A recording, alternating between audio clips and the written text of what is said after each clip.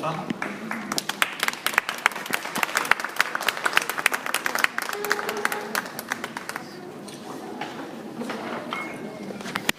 Madame Chawar Mostafa, je disais, vous êtes héliopolitaine, vous de naissance. Vous avez voué votre vie professionnelle à l'antenne d'Héliopolis de l'Institut français d'Égypte, avec la fidélité, l'enthousiasme et surtout la compétence qui vous caractérise. Vous avez en effet étudié au lycée bilingue francophone à l'Aurélia d'Héliopolis, puis vous avez obtenu en 1972 une licence de lettres françaises à l'Université du Caire.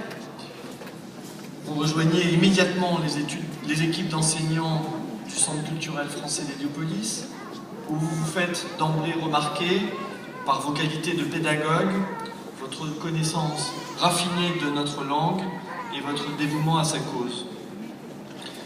Toujours à l'affût de nouvelles pratiques pour soutenir l'enseignement du français, vous vous intéressez à ce qu'on appelait alors les nouvelles technologies pour l'éducation et participez notamment à la conception et à la mise en place d'un centre d'auto-apprentissage dirigé en 1991.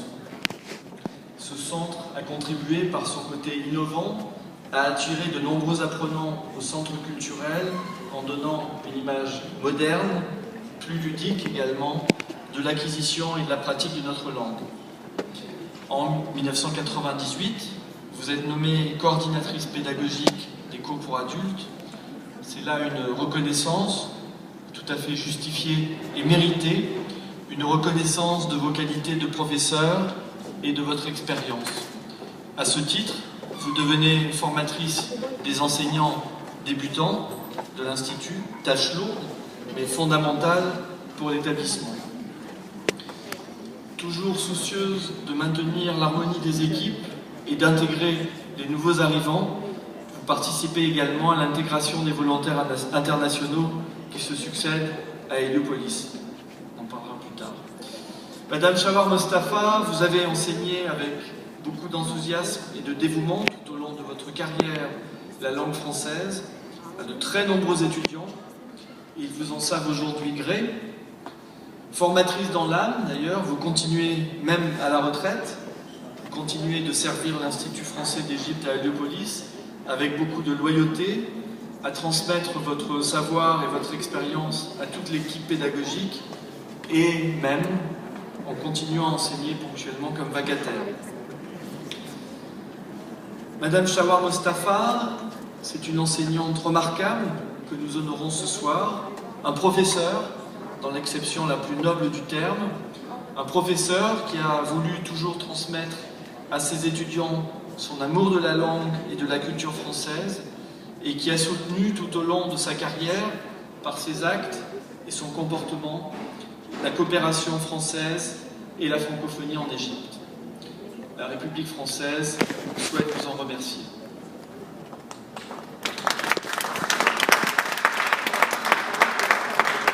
À tous ces titres, pour votre engagement sans faille au service de l'enseignement du français et de la francophonie en Égypte, Madame Chawar Mostafa, j'ai le plaisir de vous nommer, au nom de la République française, chevalier dans l'ordre des Palmes académiques.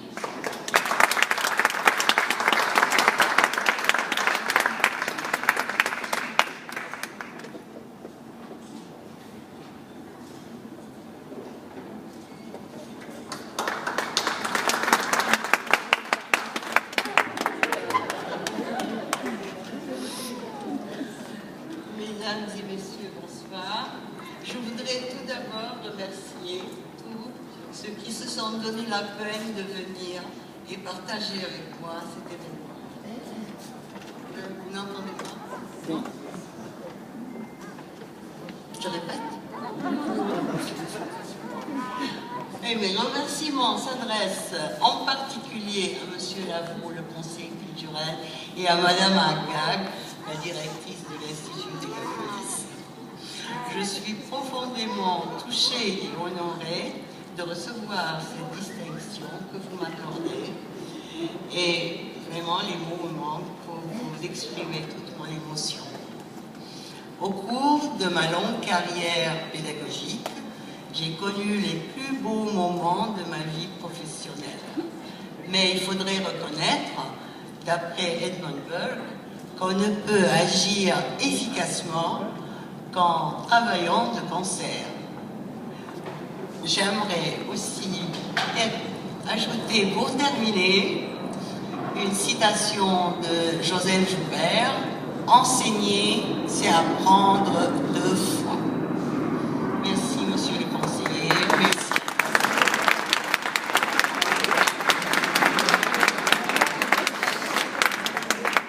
Merci à tous. Je voudrais juste dire un